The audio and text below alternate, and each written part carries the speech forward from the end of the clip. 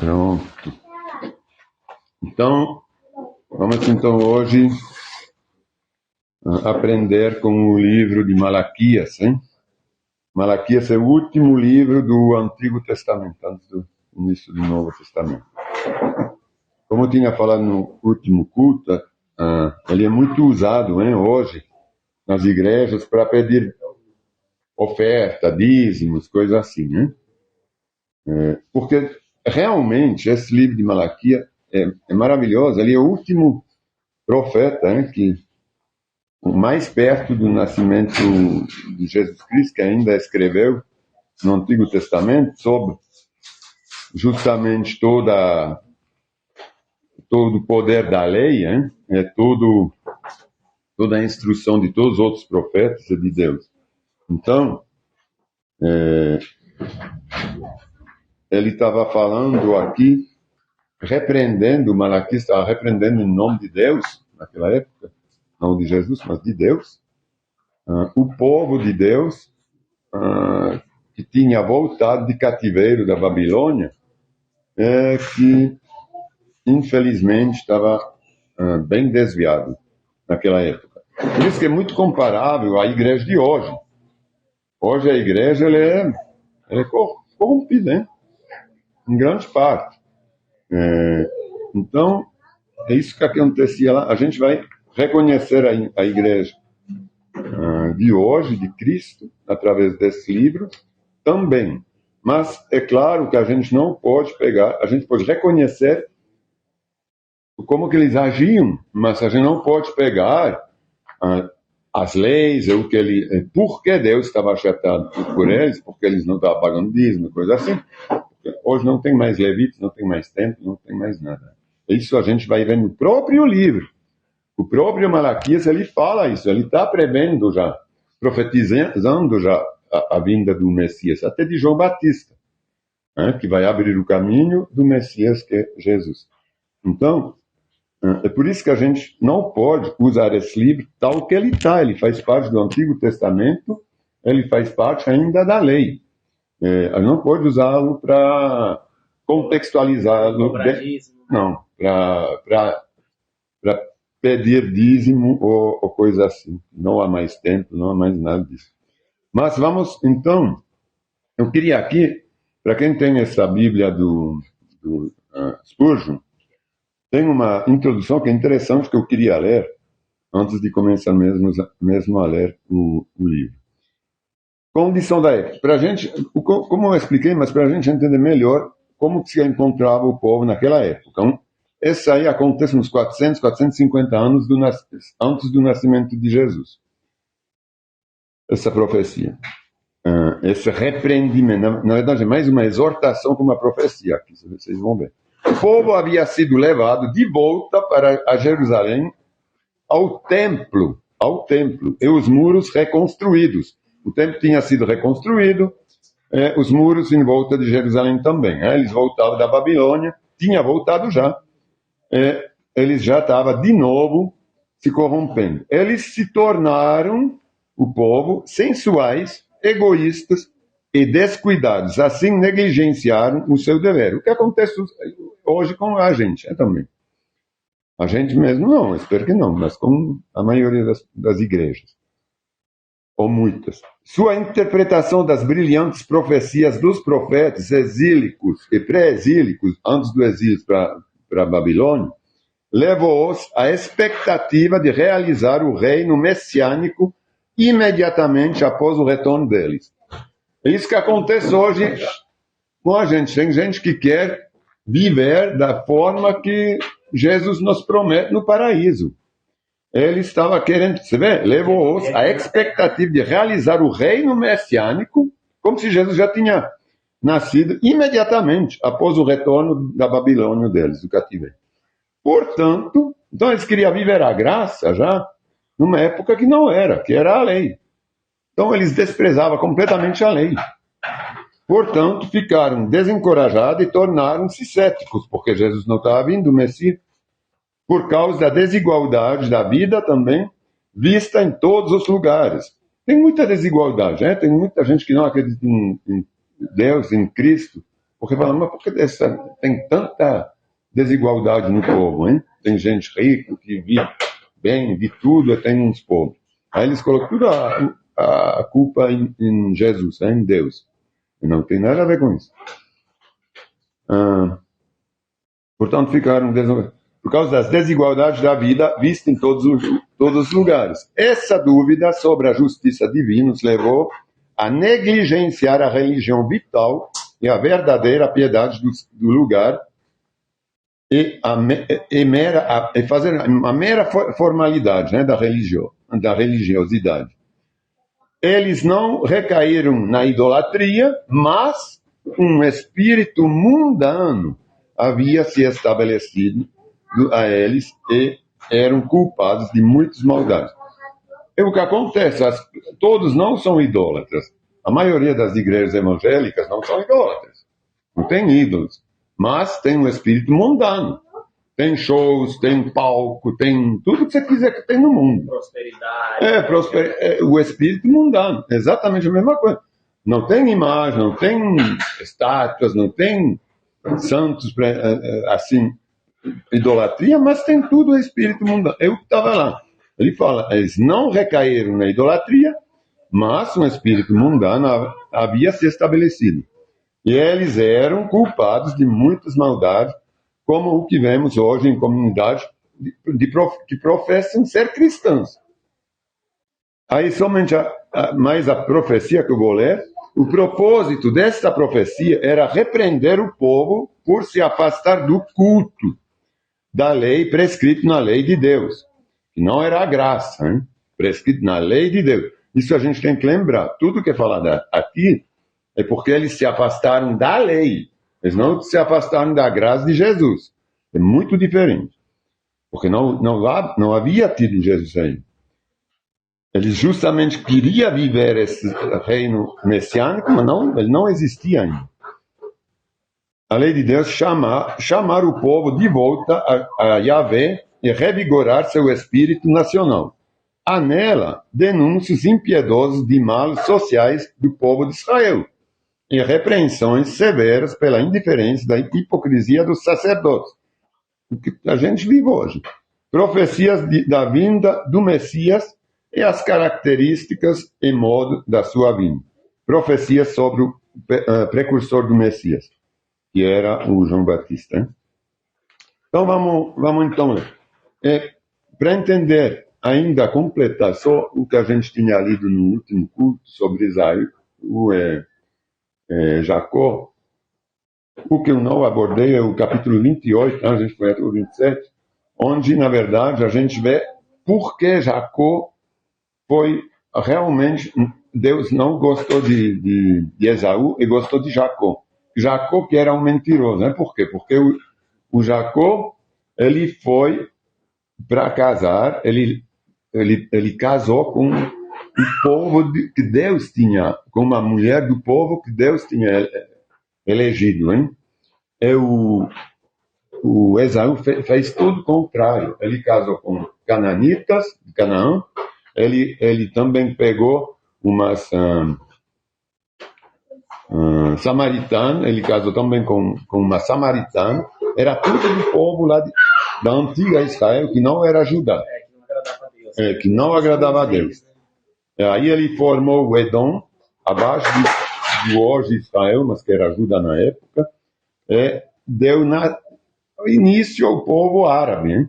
Tinha os ismaelitas já de um lado, através dele, através de Ismael, né, do Abraão, através dele, do Isaac, ele deu nascimento ao resto do povo árabe, através desse casamento com as cananitas a samaritana, e depois foi se estabelecer lá no Edom. Entendeu? Dali começou todo o povo árabe, hein, que depois adorou a Maomé. Então vamos ler. Esta é a mensagem que o Senhor anunciou a Israel por meio do profeta Malaquias, o último dos profetas. Então.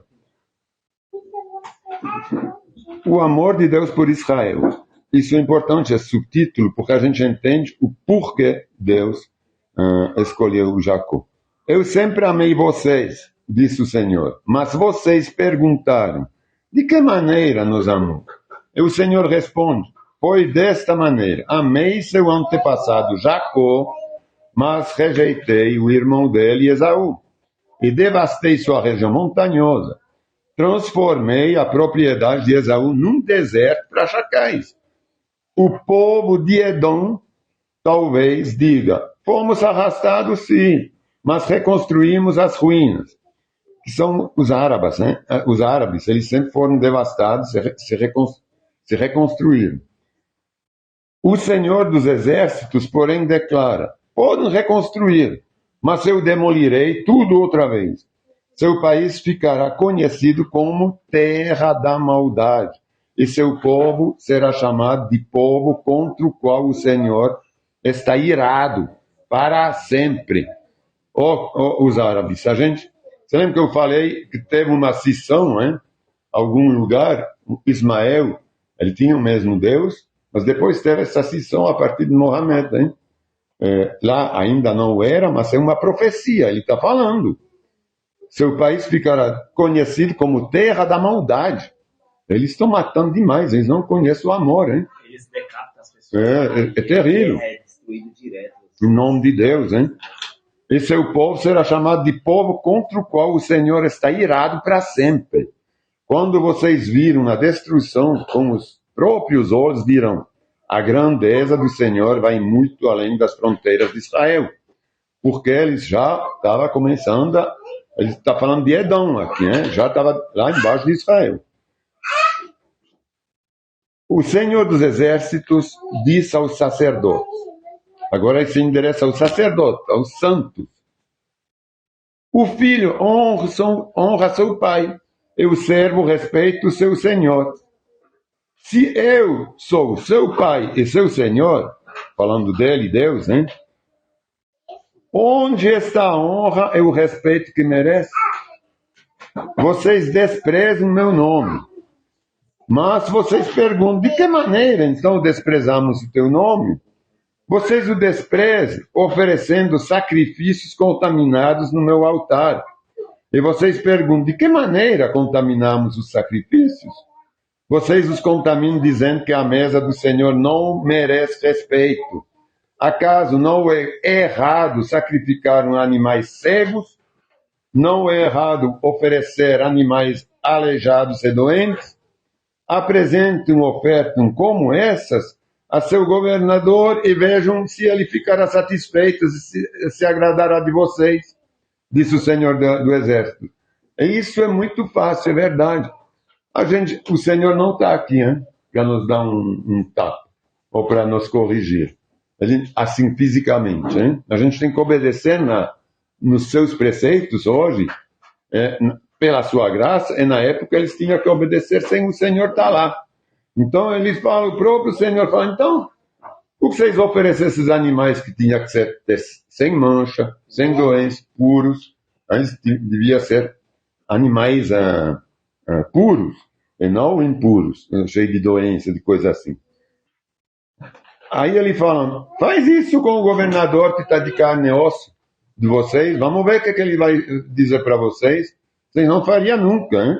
Se fosse no rei, no governador, vocês dariam as melhores coisas, porque ele estaria lá para te repreender. Vão em frente, supliquem a Deus para que tenha compaixão de vocês. Mas por que ele atenderia? Uma vez que apresentem esse tipo de oferta, disse o Senhor dos Exércitos. Isso não acontece hoje, vocês acham? Porque o Senhor atenderia alguém que não respeita o Senhor, que não respeita, que vai uma vez à igreja, na assembleia, que louva o Senhor, como eles faziam, mas depois vive de qualquer jeito, não respeitam ele, não fazem o que ele gosta, o que ele está merecendo, hein? Então, por que ele atenderia? E tem muita gente que ora. Eu estava conversando com a minha irmã essa semana, estava falando, tem umas igrejas, é verdade, umas assembleias que fazem pelo menos uma vez por semana, alguns que eu conheço, que já participo desses, assim, sessão de oração. Mas lá você vê o pessoal, o dia seguinte, você vê a igreja. 6 meses depois, 2 anos depois, nada muda. Está tudo igual, sempre tem os mesmos clãs, tem as mesmas brigas, tem tudo igual. Mas toda semana tem oração. Aí eles vão lá para orar. Mas é coisa, como ele está falando, é só um hábito. Vamos orar, para descarrego de consciência, parece que é. Então isso não adianta nada. Não adianta orar, pedir a Deus também para coisas abstratas. Falar, não, muda ali esse país, sei lá no fundo da África, que você não conhece quem está trabalhando lá, que você não... Ou para uma pessoa específica. Não vai mudar. Isso aqui são orações vazias. Fazer esse tipo de pedido, Senhor, faz, como se ele estivesse obrigado de fazer. Ele não tem obrigação nenhuma. Ele não vai mudar o curso das coisas ou das pessoas se ele não quer. A gente pode orar para alguém que a gente quer, a gente conhece, a gente quer trazer para ele. Aí tudo bem. Vou orar para um vizinho que eu conheço, para alguém, para um amigo, para qualquer uma pessoa que a gente conhece e que a gente sabe que está no mau caminho. Vamos orar para ele, sim. Vamos pedir uma trégua. E vamos ver se ele se decide. Se ele não se decide, vai ter que passar para frente. Não tem como. Então, isso é muito importante que a gente não apresente esse tipo de oferta que não vale para o Senhor. Né? Como ele fala aqui, vão em frente, suplicam a Deus, né? Lá no versículo 9, para que tenha compaixão de você, mas por que ele atenderia uma vez que apresenta esse tipo de oferta? Diz o Senhor dos Exércitos, quem dera um de vocês fechasse as portas do templo para que não se acendesse em vão o fogo do meu altar. Não adianta entrar na igreja, vir participar, não tem mais tempo, mas orar quando a gente vem cheio de coisas ruins, sujas, não é? Não me agrado de vocês, disse o Senhor dos Exércitos, e não aceitarei suas ofertas. Aqui eles ofertavam animais, mas a gente pode imaginar hoje, quando se fala de animais aqui, que a gente está ofertando a nossa vida, o nosso tempo, o nosso coração, a pureza que a gente viveria até, pelo menos. Que é nosso tempo, hein? Contudo, no versículo 11, contudo, meu nome é honrado, de manhã até à noite, por pessoas de outras nações. Como é terrível isso, hein? Em todo o mundo oferecem incensos e sacrifícios puros em minha honra, pois meu nome é grande entre as nações, diz o Senhor dos Exércitos. Mas vocês, com suas orações, desonram meu nome. Ao trazer alimentos desprezíveis, são orações desprezíveis, né, para a gente hoje, declaram que não há nada de errado em contaminar a mesa do Senhor.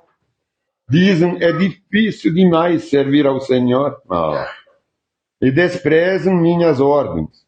Disse o Senhor dos Exércitos. É difícil servir o Senhor, né? Tem muitos que não querem. É muito mais fácil viver as coisas do mundo. Não falar, não, eu não vou lá. Não, eu vou fazer isso, não vou fazer o que você quer. Não, vem aqui. Porque lá está ruim. Lá é só o mundo, é igual. Não tem diferença. É difícil falar não. Não é fácil, não. É difícil. Aí eles falam, dizem, é difícil demais servir o Senhor. E desprezam as minhas ordens, disse o Senhor dos Exércitos. Vocês trazem como ofertas animais roubados, aleijados e doentes. Acaso devo aceitar das suas mãos esse tipo de oferta? É verdade, até tem gente que são desonestos no trabalho, não é? Que ganha a vida de uma maneira desonesta e ajudam um pobre com isso. É igual lá no Taboão, tinha uma igreja lá, quando abriu, né, a bola de neve. Aí um monte de ladrão lá na igreja, velho. Pois é. Não, mas tudo bem, se eles vão para se converter, para procurar o Senhor, é maravilhoso. Não, era só... Não sei para que era. Era para orar para o crime dar certo. Eles continuavam roubando e fazendo as coisas. A gente vê, às vezes, na atualidade, algum ladrão fazer essas coisas, porque é coisa do capeta mesmo. Não, tipo assim, não que o ladrão não possa ir para a igreja, mas se ele se converter, Sim. aí ele não vai ser mais ladrão. Não, mas tem uns que olham para dar certo, para o Senhor guardar o caminho deles Senhor, e indo abençoa roubar, para que a minha polícia não chegue. Para que a polícia não chegue. Então é tudo invertido, hein?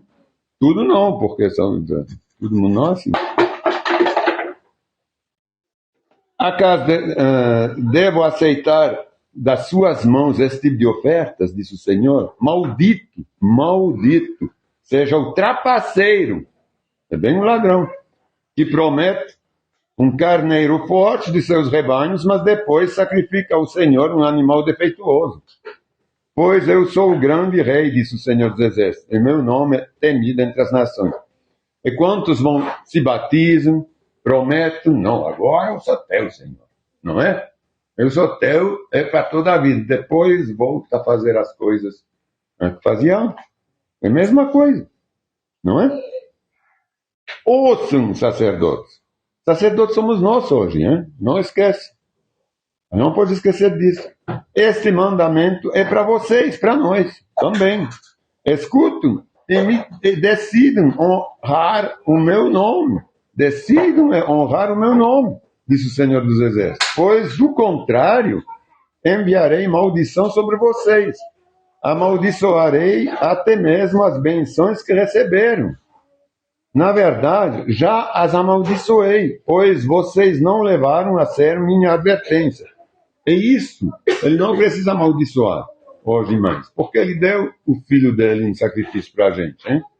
Mas quando a gente não respeita, quando a gente até promete, que não devemos prometer, melhor não prometer, prometerá à toa, porque depois tem que fazer. Então, mas se a gente fala para Deus, não, eu mudei, eu não vou mais fazer isso. Senhor, eu estou tão assim agora contigo, muito obrigado. Depois a gente volta. Mas a gente se ama, ele fala no Novo Testamento, a tua própria língua te condena, a tua própria boca te condena. Eu não preciso te condenar, você mesmo está se condenando. Porque você fala uma coisa, depois faz uma outra. Então a tua boca te condenou, não era para falar e fazer outra coisa. Na verdade, o versículo 3, né? Capítulo 2, versículo 3. Castigarei seus descendentes. Isso não existe mais, não. Esfregarei em seu rosto o esterco dos sacrifícios que vocês oferecem em suas festas sagradas. Eu os lançarei no monte de esterco. Assim vocês saberão que enviei este mandamento para que minha aliança com os levitas continue, disse o Senhor do Exército. Naquela época, é isso que a gente tem que ver, é guardar. Ele está reafirmando a aliança que ele tinha feita bem lá no início, no Pentateuco, com os levitas, com a tribo deles, que era para servir no templo. É que eles não respeitavam mais. Entendeu? Então ele está falando, eu estou continuando. Assim vocês saberão que enviei este mandamento para que minha aliança com os levitas continue, disse o Senhor. Tem que continuar para o serviço no templo. O propósito da minha aliança com os levitas era dar vida e paz, e foi o que lhes dei. Para isso era necessário que me temessem. E eles demonstraram grande temor para mim e reverência para meu nome. Transmitiram ao povo a verdade das leis que receberam de mim. Não mentiram nem enganaram. Andaram comigo, vivendo de modo pacífico e justo. E desviaram muitos do pecado. Agora, quando eles voltaram, o povo, eles não seguiram mais, não tinha mais tudo isso. Então, eles se desviaram. As palavras do sacerdote devem guardar o conhecimento de Deus. E o povo é como hoje, as palavras do pastor devem guardar os mandamentos do Senhor. O sacerdote, ou o pastor hoje, para receber instrução, pois ele é o mensageiro do Senhor dos Exércitos. Mas vocês, sacerdotes, todos nós somos sacerdotes hoje, se desviaram dos caminhos de Deus. Suas instruções fizeram muitos caírem em pecado. Não estou falando da gente, mas nós somos os cristãos todos. Mas muitos, é verdade que hoje muitos também se desviaram. Vocês quebraram a aliança que fiz com os levitas, disse o Senhor dos Exércitos. Pois isso fiz que vocês fossem desprezados e humilhados diante de todo o povo, pois não me obedeceram, mas mostraram parcialidade na aplicação da minha lei. Como que a gente vê muito hoje parcialidade? Quem dá muita coisa na igreja pode fazer tudo, quase, em certas assembleias. Hein? Quem é o pobrezinho, nem olha para ele, hein? Não é? Não somos filhos do mesmo Pai? No versículo 10. Não fomos todos criados pelo mesmo Deus? Então, por que traímos uns aos outros, quebramos a aliança dos nossos antepassados? Judas foi infiel. É uma coisa... Ele fala de Judas da região, hein? Da tribo. Hoje região, mas da tribo. Judas foi infiel. É uma coisa detestável. Foi feito em Israel e em Jerusalém. Os homens de Judá contaminaram o santuário que o Senhor ama e se casaram com mulheres que adotaram deuses estrangeiros. É por isso que ele está falando, lá em Judá, é onde tem Jerusalém, é o templo, né? Era a parte sul de Israel, antigamente. Era Israel e Judá. Hoje seria a parte sul de Israel, onde tem Jerusalém. Que o Senhor elimine das casas de Israel até o último homem que fez isso e que ainda assim apresente uma oferta ao Senhor dos Exércitos. A outra coisa que vocês fazem, cobrem de lágrimas o altar do Senhor, chorem e gemem, porque Ele não está dando atenção às suas ofertas, nem as aceita com prazer. E ainda perguntam por quê? Porque o Senhor foi testemunho dos votos que você e sua esposa fizeram quando jovem. Mas você foi infiel, embora tenha continuado a ser sua companheira e esposa, a qual você fez seus votos de casamento. Ele está pegando o exemplo de um casal, né, que fez votos de ser fiel. Ele não a rejeitou, mas ele saiu com outras. Então, eles não rejeitaram a Deus, assim, de rejeitar, mas adoraram outras coisas. Isso acontece hoje também. A gente não, tem muitos que não rejeitam o Senhor, Jesus, mas vivem no mundo. Não é que eles não vão na igreja, que eles rejeitaram, que eles pedem, não, Jesus não existe. Não, mas estão desprezando. Então, sim, é a mesma coisa. Estão desprezando.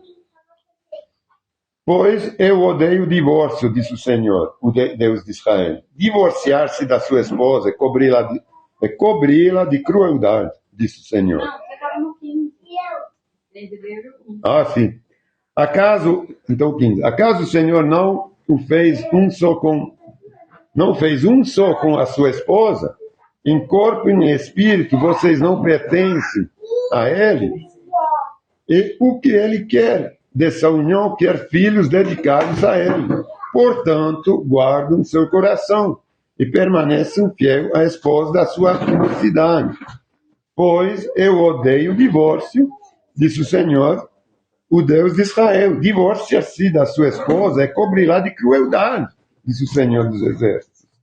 Portanto, guardem seu coração, não sejam infiéis. Isso é muito bom pegar, como ele pega aqui, o casamento, porque quando, na época, hoje também, né? Quando o homem se divorcia da sua esposa, e que já tem filhos, imagina a esposa com filhos. É difícil, hein? É difícil sobreviver, manter os filhos e tudo. Então, quando ele fala que cobri-la de crueldade, porque o homem muitas vezes está sozinho, se virando, trabalhando, a mãe, a esposa, está lá cuidando de tudo sozinho. Então, isso não é deixar ela numa crueldade, não é crueldade do coração, mais que de uma certa forma, é real. Isso está aqui na palavra. Divorciar-se da sua esposa é cobri-la de crueldade, disse o Senhor dos Exércitos. Portanto, guardem seu coração, não sejam infiéis. Vocês cansaram o Senhor com as suas palavras. De que maneira cansamos ele, então? Perguntaram. Vocês o cansaram dizendo que todos que praticam o mal são bons aos olhos do Senhor e que ele se agrada deles também. E também ao perguntar onde está o Deus da justiça.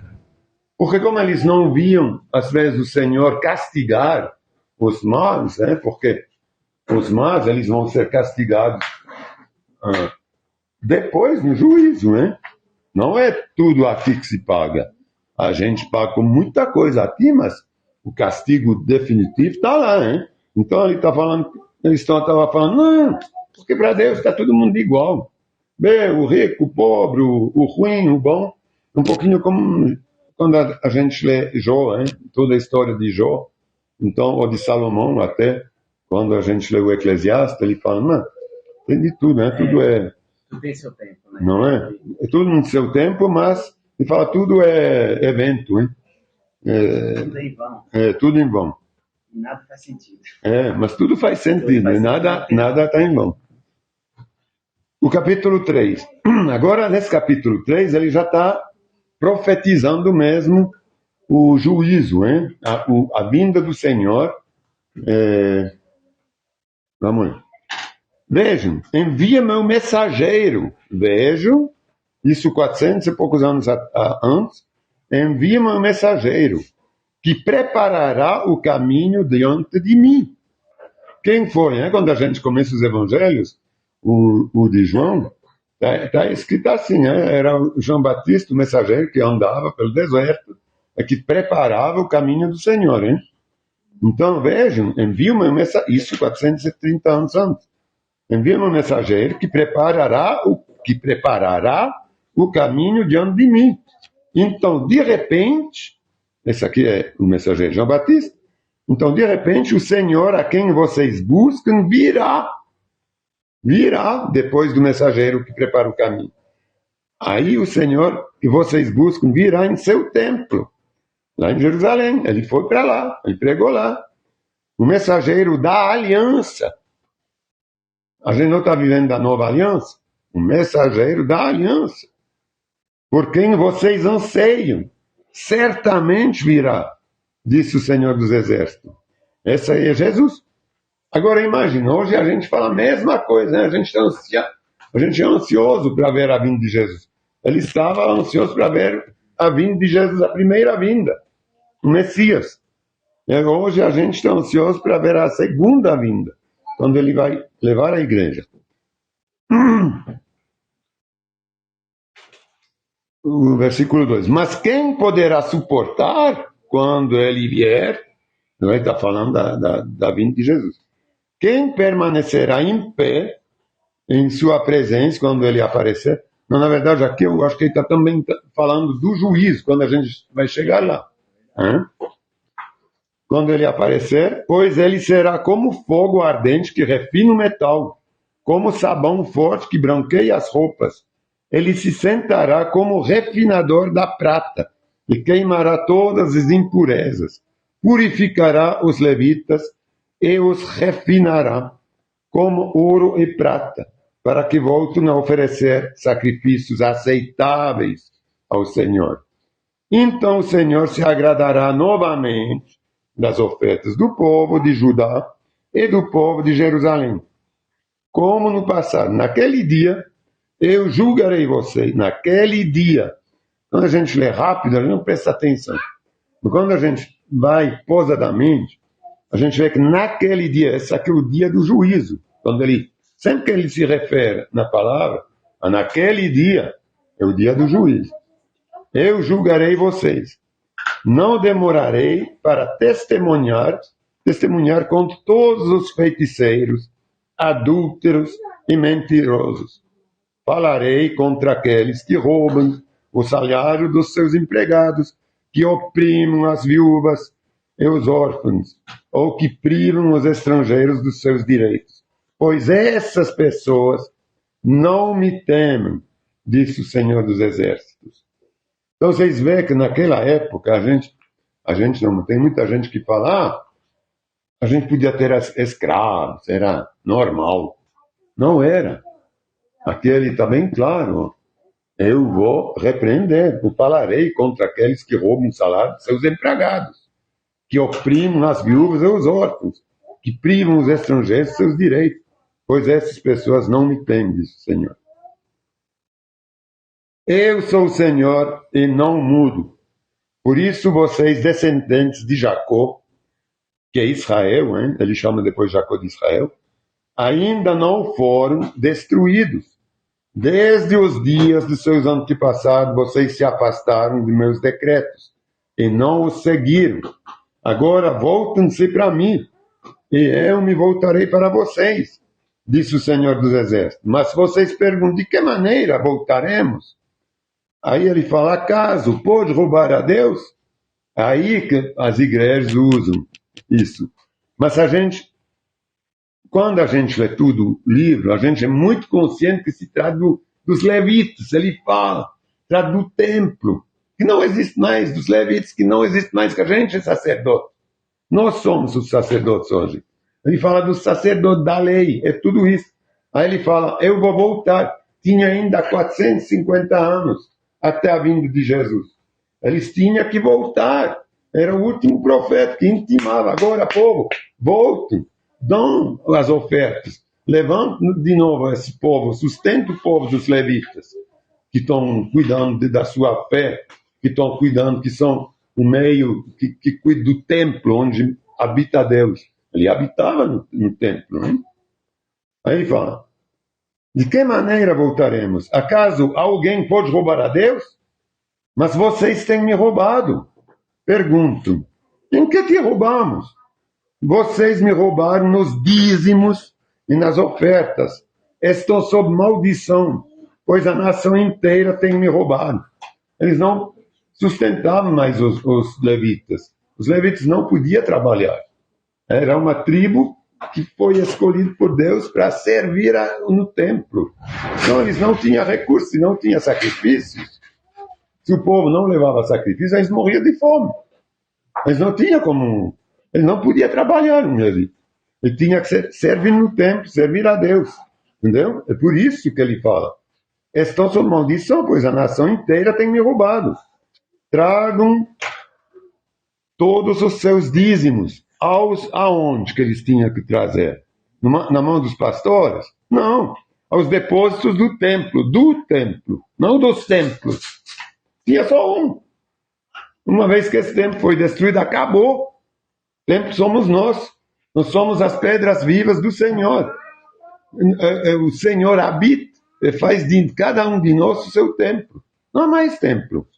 Então, traz os dízimos aos depósitos do templo para que os levitas possam viver. Para que haja provisão em minha casa. Se o fizeram, disse o Senhor dos Exércitos, abrirei as janelas do céu para você. Derramarei tantas bênçãos que não haverá espaço para guardá-las. Se ponham-me à prova, suas colheitas serão fartas, pois as protegerei das pragas. Suas uvas não cairão das videiras antes de amadurecerem, disse o Senhor. Agora, vamos comparar isso com o tempo da graça. Quando ele fala em Mateus, o próprio Jesus falando em Mateus 5, 6 e 7, no Sermão no Monte, ele promete todas as coisas. Ele promete colheitas fartas, derramar bênçãos. Não. Ele fala, minha graça vos basta. Ele prometeu o quê? Vida, saúde, no máximo. Roupa, comida, só isso. Ele nem com uma casa, ele fala para os discípulos, vocês não têm toca para morar. A raposa tem, tudo não tem, vocês não têm como cristão. Então ele não está fazendo promessa nenhuma, ele sempre fala que é difícil. Agora o Antigo Testamento não tinha a graça, era só promessas de rebanhos grandes, de de riqueza, de reis, de coisa assim. Porque ele abençoava o próprio povo dele e demonstrava para os outros povos, através disso, a diferença. Só isso. Hoje não mais. Hoje nossa riqueza é a vida eterna, é a graça. É isso. Então, isso não pode. Quando a gente pega essa aí,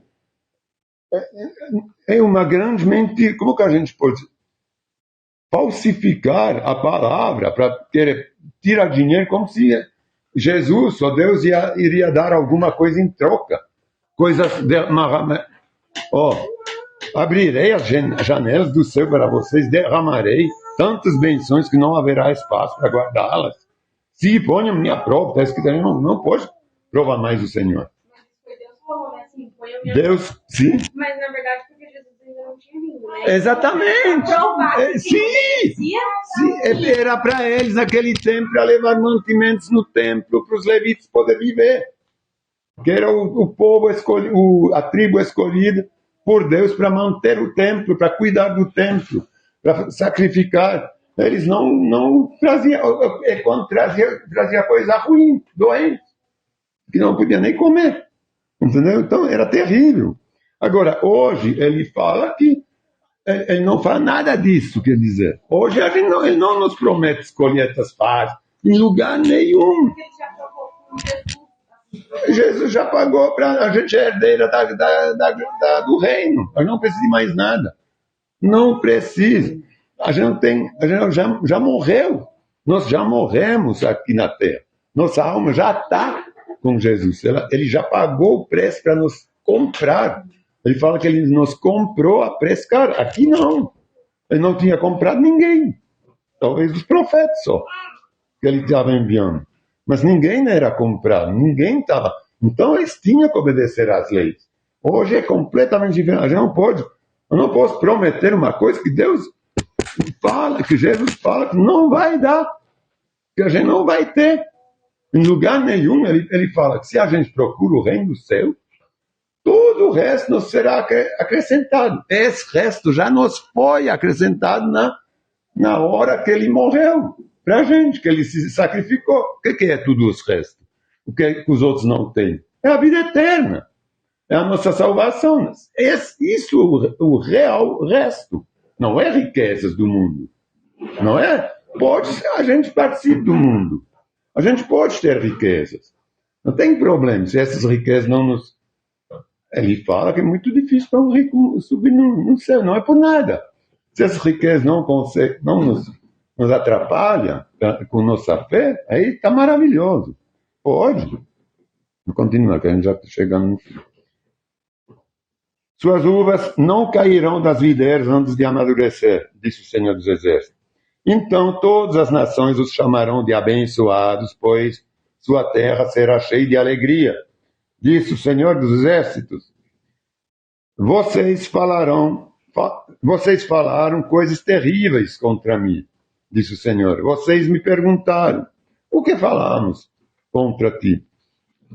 Vocês disseram, de que adianta servir a Deus? Que vantagem temos em obedecer às suas ordens ou chorar por nossos pecados diante do Senhor dos Exércitos?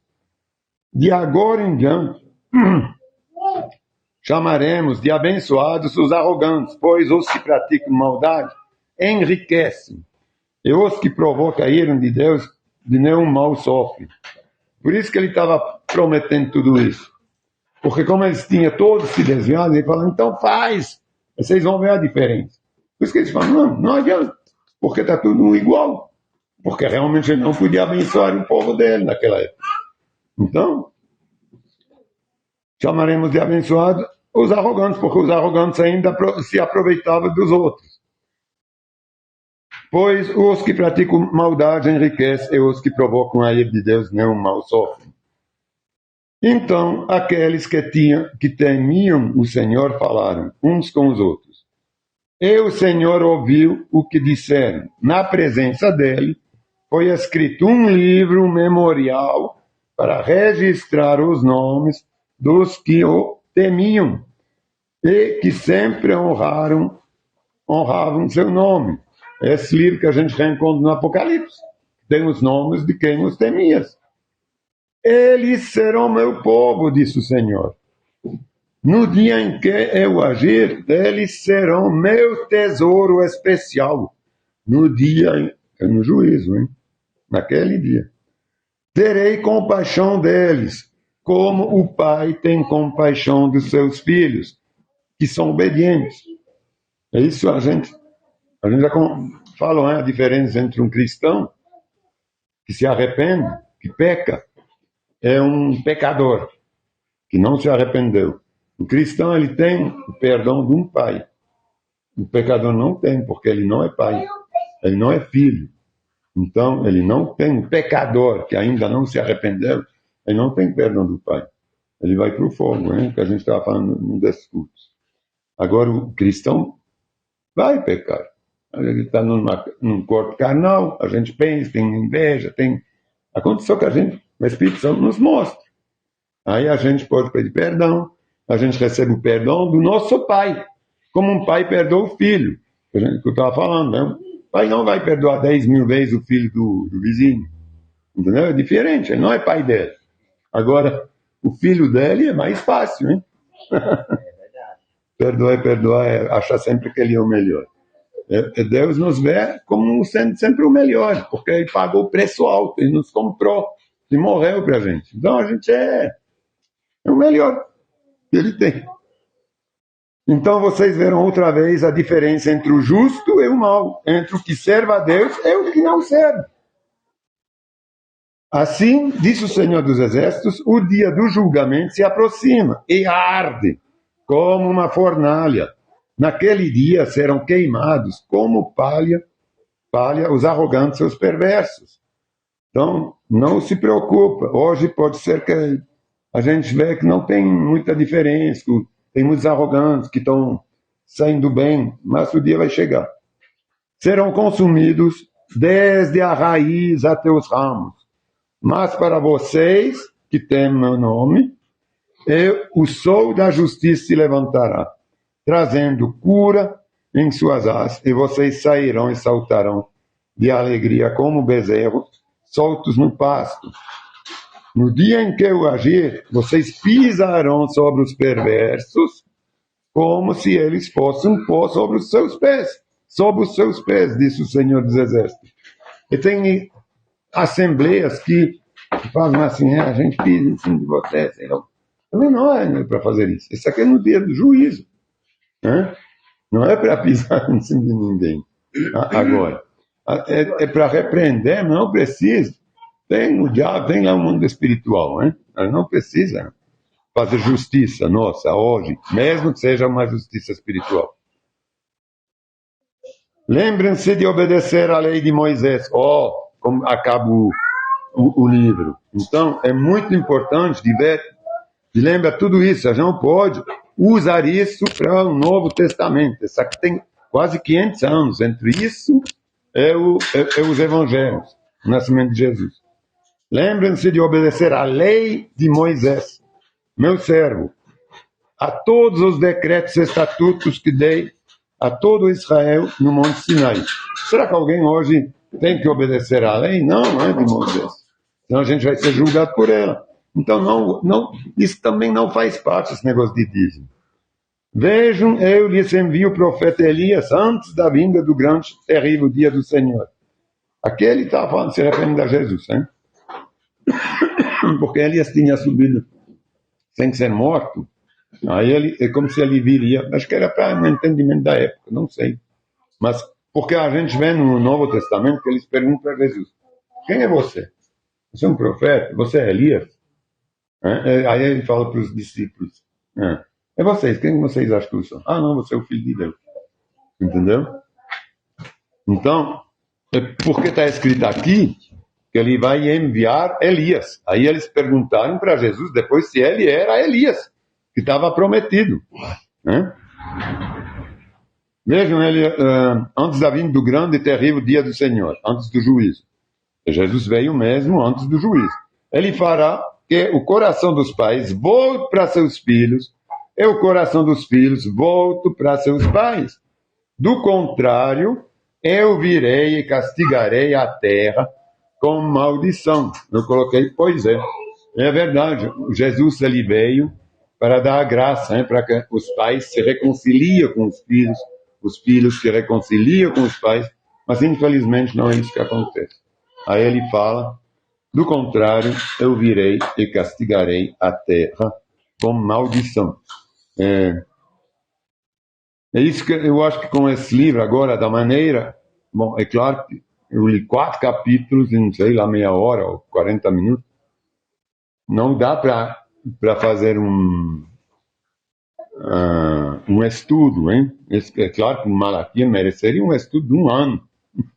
A gente poderia fazer. Mas eu acho que dá uma boa, assim, com a ajuda do Espírito Santo, dá um bom entendimento e compreensão de que quando se pede dízimo, para quem que ele tem que ir esse dízimo? Não tem templo. O templo somos nós. Não estou falando que é pecado, que as igrejas... Ao contrário, eu acho que é muito bom. Tem muitas igrejas que estão recolhendo gente, que estão mudando, é tudo. Mas chega a hora, depois também, que junto ao Espírito Santo, a gente tem que ter o entendimento, a compreensão da palavra. A gente tem que saber tirar o joio do trigo. É realmente escolher, mesmo se esse joio não é obrigatoriamente uma fonte de perdição. Eu não estou falando que as igrejas são, mas muitos enganam mesmo. O Senhor certamente falará para muitos, eu não te conheço. Apesar deles ter pago o dízimo a vida inteira, tentando, comprando um terreno no céu. Porque tem uns até que vendem terrenos ou coisa assim. Então, isso é triste. Eu espero que com esse livro agora, principalmente com o entendimento do Espírito Santo, cada um possa entender que dízimo não serve para nada mais. Pode servir para fazer uma caixinha em algum lugar, mas não é dízimo. É uma oferta esporádica para ajudar um pobre dentro da Assembleia, para ajudar para alguma coisa, ou para fazer agora no Rio Grande do Sul. Se a gente fosse uma igreja lá, certamente a gente juntaria uma oferta para ajudar os nossos vizinhos, todo mundo, como igreja, não é? Então, seria uma oferta, não há dízimo, não é uma coisa regular, o 10º de tudo que vem. Não, mas são ofertas esporádicas, que quando tem necessidade, é pronto. A menos que o pastor fica doente sem poder fazer nada, não há necessidade de dar oferta para nenhum pastor que está em boa saúde. É um ministério. O ministério não é pago. Aonde que a gente vê que ministérios são pagos? Não é pago. Senão, o cara que faz milagre, pior, que impõe as mãos, também tem que ser pago. Todos os ministérios têm que ser pagos. Não é mais serviço. São trabalhos, entendeu? Então, Senhor, eu te agradeço. Eu te peço agora o entendimento desse livro de Malaquias, que tudo seja realmente muito claro no coração de cada um, mesmo que continue a talvez dar ofertas, pagar dízimo, onde for, quem for, mas que seja com consciência que isso não é uma lei que vem de ti hoje, porque hoje é graça. Não há lei e não há possibilidade de dizer, não, se você não paga isso, se você não dá isso, você não receberá aquele. Isso não existe. Hoje tudo é pela tua graça, porque o Senhor morreu no nosso lugar. Como que a gente poderia ainda pagar para ter essa graça, se o Senhor já deu a vida para nós? Se o Senhor já pagou o preço mais alto, não há preço mais que possa ser pago para a nossa salvação, Senhor.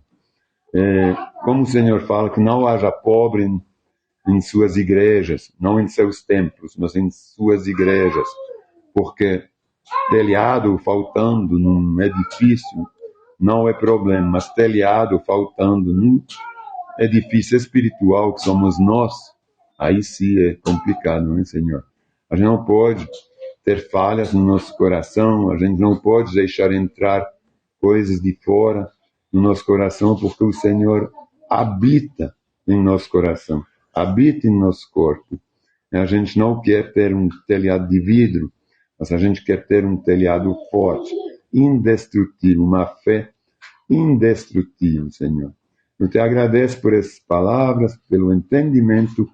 Eu te peço que você possa dar a cada um da maneira que cada um entende, segundo o teu coração, não segundo o meu coração, mas segundo a tua palavra. Senhor, eu coloco entre as tuas mãos todos aqueles que não puderam vir, todos os irmãos que estão longe. Coloco também entre as tuas mãos os irmãos aqui, as nossas vidas, que você, Senhor, possa nos guardar, nos iluminar e nos dirigir. Especialmente também a vida de Malu, que a gente vai festejar esse dia maravilhoso em qual você lhe deu vida, e que ela possa estar entre a gente, que ela possa ser uma irmã amada e querida, tanto por nós como ela é para ti, Senhor. Eu te peço uma bênção especial, Senhor, sobre ela e no seu crescimento espiritual. Em nome de Jesus. Obrigado, Senhor. Amém. Amém. Glória a Deus.